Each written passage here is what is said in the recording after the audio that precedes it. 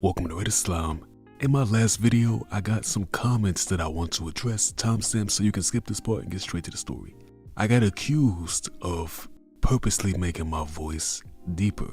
So I've gotten a lot of feedback since I started this channel that the volume is too low, so I made it a point to purposely speak up in my last video, and some commenters have accused me of purposely faking my voice.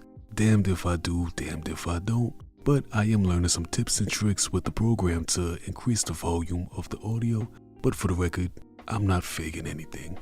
Now let's get into the story. Am I the asshole for dumping my GF after she expected me to pay for everyone on her birthday? I, 24M, and my GF, 24F, have been dating for 4 years. On my girlfriend's 24th birthday 2 weeks ago, I booked a table at a pretty nice restaurant for me, her, and 4 of her friends. I want to clarify beforehand that I earn quite a bit more than my girlfriend. I cover all the rent and utilities for our apartment while she covers household expenses like groceries and such. While at the restaurant, I noticed how she and all her friends ordered some of the most expensive items on the menu. At the time, I thought I would only be covering mine and my girlfriend's bill, so I wasn't really concerned. When the bill arrived and the waiter asked if I would like to split the bill, I said yes. I told the waiter that what my girlfriend and I ordered would be on me, and the rest should be decided between her friends. The bill totaled around 1,100 euros. I remember the smiles being wiped off their faces as soon as I said that. I ended up paying for my girlfriend's and my food while her friends paid for theirs. I remember the car ride home being awfully silent. I kept asking my girlfriend if something was wrong, but she kept insisting that she was just tired. And no, she wasn't just tired. My girlfriend ended up giving me the silent treatment for the next week. I would keep asking her if something was wrong, but she would always refuse to say what the issue was. I thought of me not paying being the culprit, kept creeping into my mind, but I would always reassure myself by telling myself that my girlfriend wouldn't be dumb enough to expect me to pay for everyone's food. I just lost it last Monday and demanded an answer from her. She ended up telling me that I embarrassed her in front of her friends by not paying for everyone. I asked her why it was my responsibility to pay. She told me that since I organized everything and I was the man, I was obliged to pay for everyone. We ended up getting into a heated argument, and I ended up staying at my parents' house for the next couple of days to gather my thoughts. I came home last Friday, and her attitude towards me didn't change one bit. When I confronted her again, she told me to transfer the money her friends paid for the food, and only then would she talk to me. We got into another heated argument, and I broke up with her then and there, telling her to pack her things. While leaving, she called me a broke boy and wished me good luck finding another girlfriend with my brokey mentality. I almost immediately regretted dumping her on the spot for something that, in the grand scheme of things, is really small. She sent me an apology yesterday for calling me those names, but she insisted on me paying back her friends if I wanted to make our relationship work. I have been a mess since. I don't want to throw away 4 years with someone I consider to be the future mother of my kids. I could have given her friends a heads up that I wouldn't be covering for them, and I know that's completely my fault. But her behavior over the past 2 weeks has also been quite concerning to me. But again, I love her too much for the situation to be the end of our relationship. I just want to swallow my pride and send her friends the money and forget about everything. Am I the asshole here? Did I overreact? Should I apologize / send her friends the money? Not the asshole, and don't get back with her. See, this is some of that red pill shit where she calls you brokey broke boy, even though you pay all the bills in the house, minus the groceries and shit. She covers that. You make significantly more than her, probably her friends too. And the reason why it's such an issue is because her friends are the broke ones, and paying for that bill was probably hard on their finances because they're broke. Ordering the most expensive things on a menu when it's on somebody else's dime, that's some shit a broke bitch would do, honestly. Absolutely NTA. Forget the money. Her willingness to reconcile only if you pay her friends screams manipulation. You deserve a partner who respects you, not someone who tries to control you with finances. Stay strong and don't send a dime. If you do, it will set a bad precedent and will just reward bad behavior. Thank you for your perspective. OP, imagine an argument you will have in the future, and then with kids in the mix too. She's holding this against you and basically has said that she will be your partner for $800. This is not the way. Has said that she will be your partner for $800. Yeah, you don't pay someone to be your partner. There's another word for that. Even worse, give me friends money so I can continue living rent-free. Am I the asshole for telling my brother he's single because he's pathetic and a walking red flag?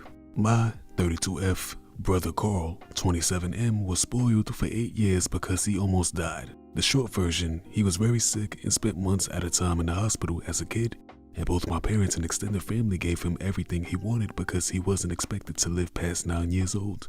Medical science did save his life, but it took a couple of years for everyone to stop spoiling him. My father admitted it was just a habit, but once he realized the negative impact it had on me and the entitlement of Carl, things changed immediately. My mother is to this day the only holdout. Obviously, Carl hated the way he was being told no for anything. Everyone expected him to adjust over time, but he never did. He even told the therapist that he'd never cooperate because he was right and everyone else is wrong. Carl is extremely intelligent, but he's lazy and arrogant. He had to repeat senior year of high school because he refused to do any work. He refused to go to community college because he believed he knew more than the professors. He refused to get a job until he was 24 because he felt that all jobs short of CEO were beneath him. Whenever my dad tried to do something about this attitude, like taking away my dad's credit card so Carl could no longer just buy takeout every day, my mother immediately undermined my dad. Carl doesn't cook or clean, he doesn't pay rent, and over the last 5 years, he started viewing women as subservient to men. It's caused massive damage to his relationship with my dad. Carl still lives with my dad, and when I visit, we occasionally talk. Last time I visited,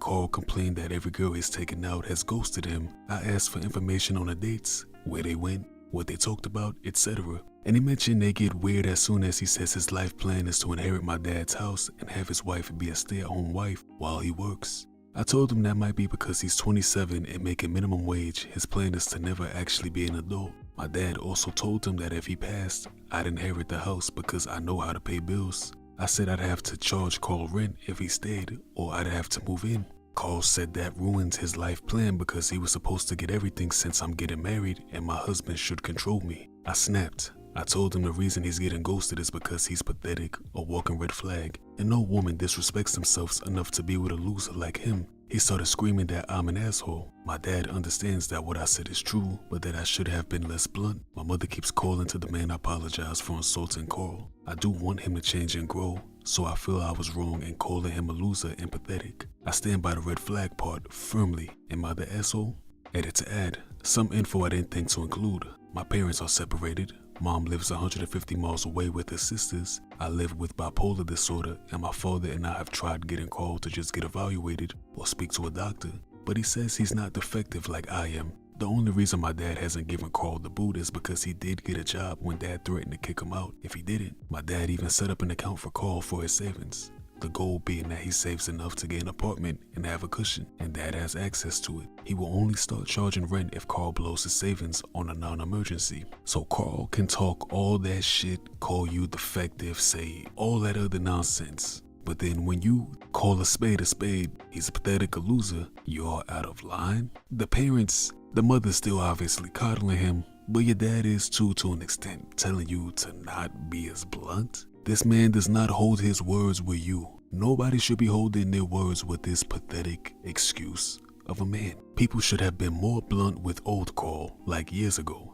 But Carl is set in his ways. Telling him anything is likely futile. Your mama is probably gonna push your dad to let Carl inherit the house cause her baby boy needs it more than you, because you sound like a capable adult that can stand on her own 2 feet. So you might want to be prepared for that. Or your parents might want you to take some kind of caretaker role or trust fund manager or something. So that will be fun to get out of, and you definitely should make every effort to get out of. NTA, my dad has a will in place and the house is only in his name. My parents are separated as well. My mom doesn't know how to even contest a will, so she's not a threat. NTA, don't be so sure that your mom can't cause problems. Please check your state laws regarding inheritance. If the house is not willed to someone, then it might go to your mom since they aren't divorced. Please don't leave this to chance.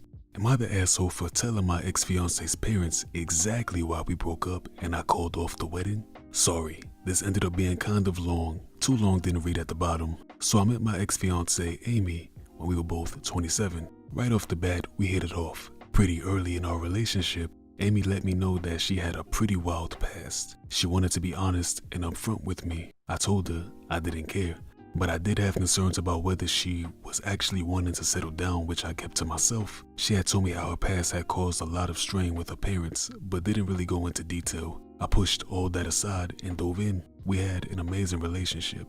Over the years, I grew pretty close to her parents. I spent a lot of time at their house helping her dad with projects. We'd often all three go out to lunch after. They are wonderful people. After dating for about 3 years, I proposed. Amy was ecstatic, but her parents were even more excited. We had what seemed like a fairy tale engagement. Allie was a co-worker of Amy's, and they became really close. Allie is one of the kindest and most sincere people that I have ever met. One weekend, Amy's friend, Sarah, invited her on a weekend trip to Vegas. Now, Sarah was not someone I liked. She was a friend from that time in Amy's life who was a very bad influence. She would pressure her to drink, do drugs, hook up, etc. I heard her call me boring multiple times on the phone with Amy and even told her that she should break up with me a couple of times. Kidding, of course. I wasn't thrilled about the idea, but Sarah invited Amy's friend Allie, which made me feel a lot better. Allie was a co-worker of Amy's, and we all became really good friends over the years. Allie is one of the kindest and most sincere people that I have ever met. They went to a club one night, and some guys were all over them. They invited the girls to their suite/penthouse upstairs, where they were throwing an after party. Amy and Allie declined, but Sarah guilt-tripped them into going. During the party, Allie was alone and wanted to go back to their room and sleep. She went looking for Sarah and Amy to see if they wanted to leave or let them know she was leaving. She found them in a room. Sarah was hooking up with one guy, and Amy was having a threesome with 2 guys. The next morning, Amy begged Allie not to say anything to me, and Sarah said it was her fault. When they got back, Allie told me everything right away. To her credit, Amy did not deny any of it. She says she freaked out about getting married and fucked up. I was crushed, but obviously called off the wedding and broke up on the spot. I had not told many people about what happened except my immediate family. This all happened 6 months ago. I saw Amy's parents at a hardware store a week ago. They expressed how sad they were that we broke up.